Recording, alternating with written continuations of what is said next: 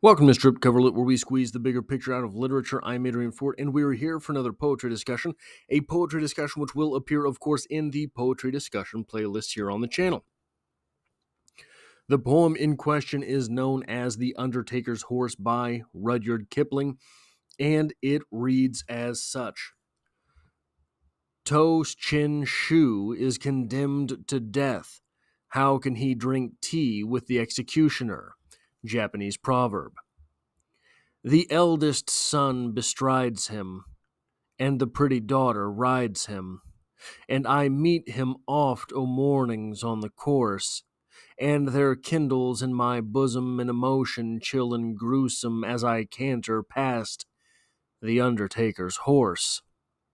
Neither shies he nor is restive, but a hideously suggestive trot, professional and placid, he affects, and the cadence of his hoof beats to my mind this grim reproof beats. Mend your pace, my friend, I'm coming.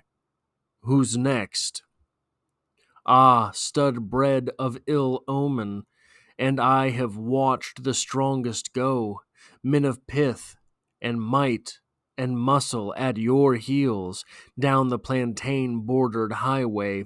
Heaven send it never be my way, in a lacquered box and jetty upon wheels. Answer, somber beast and dreary, where is Brown, the young, the cheery Smith, the pride of all his friends and half the force? You were at that last dread, Dak.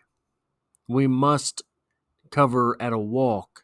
Bring them back to me, O Undertaker's horse, with your mane unhogged and flowing, and your curious way of going, and that business-like black crimping of your tail, even with beauty on your back, sir, pacing as a lady's hack, sir. What wonder when I meet you I turn pale? I may be you wait your time, beast, till I write my last bad rhyme, beast. Quit the sunlight, cut the rhyming, drop the glass, follow after with the others, where some dusky heathen smothers us with marigolds in lieu of English grass. Or, perchance, in years to follow, I shall watch your plump sides hollow, see carnifex gone lame become a corse, see old age at last outpower you, and the station pack devour you. I shall chuckle then, O Undertaker's horse. But to insult, jibe, and quest, I've still the hideously suggestive trot that hammers out the unrelenting text, and I hear it hard behind me. In what place soe'er find me, sure to catch you sooner or later. Who's the next? So this is a poem that I think it would be easy, maybe too easy to say, oh, well, this is an Emily Dickinson type. It's almost as if Emily Dickinson and Edgar Allan Poe had a baby type poem, right? One of these things that is halfway between camp and super serious. The conceit of The Undertaker's Horse is interesting, but it is itself not entirely worth the read. I think the most interesting thing about this poem, when you start getting into it, looking at it, this is where we begin. The eldest son bestrides him, and the pretty daughter rides him, and I meet him oft o'er mornings on the course.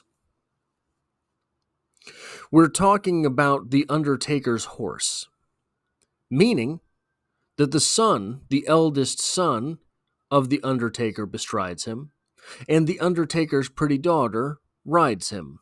This is the Undertaker's horse. The way, so,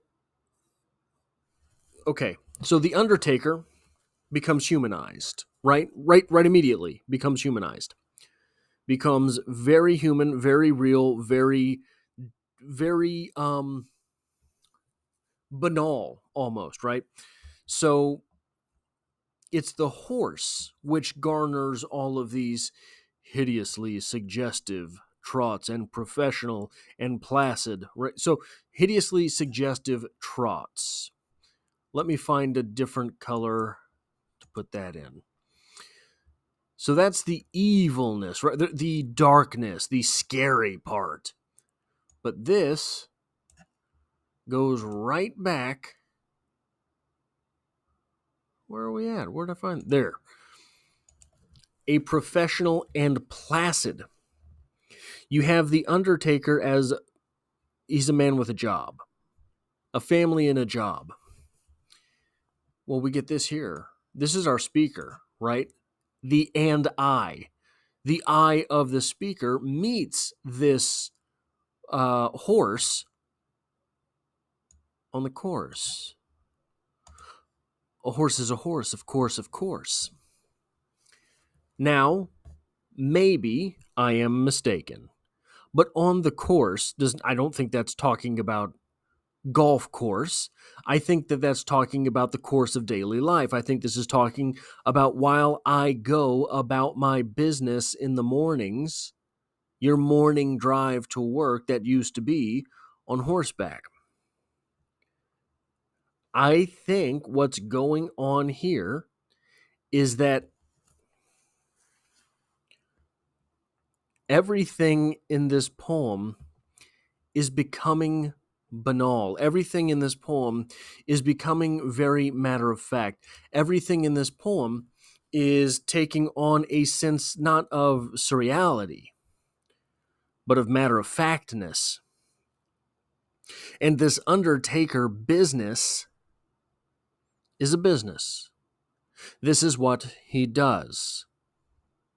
Why then would the tools of this business, in this case the horse itself, of course, be that which draws this air of the supernatural, this air of the darkness?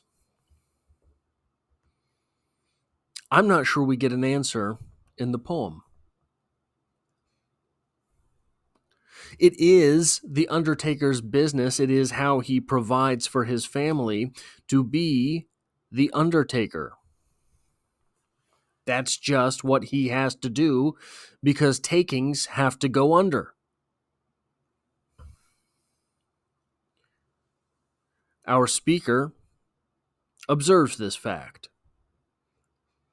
Our speaker seems not to hold that against the Undertaker.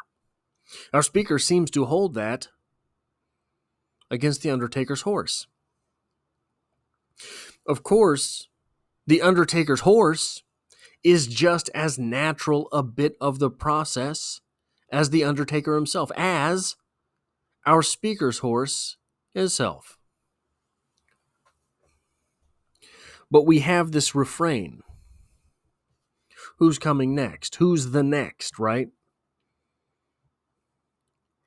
If I had to narrow it down as to why that the horse is getting all of the guff here, it's this. We're talking about a point in time where, yeah, there are horses for transportation. Many people on their daily commute are going to be walking. So we have this, the way we think of the Grim Reaper, right? Think about the Grim Reaper. The Grim Reaper's always on foot. Imagine if the Grim Reaper, you saw the Grim Reaper in a Ferrari. That would be a little bit more upsetting, wouldn't it? Why are you in such a hurry? Where are you in such a hurry to get to? Why you want to get there so fast? Let everybody have their time. Why not let everybody live their life? You'll get there when you get there. Why do you need that Ferrari, Mr. Grim Reaper? I think that is the mechanism which is really at work here with the conceit of this poem talking about the Undertaker's horse. That is all I have for this poetry discussion. If you like or appreciate what it is that I do here, hitting the like button really does help me out, as it tells YouTube to share this video with other literature lovers. There's poetry on the channel every Monday, and I hope to have you back for the next one.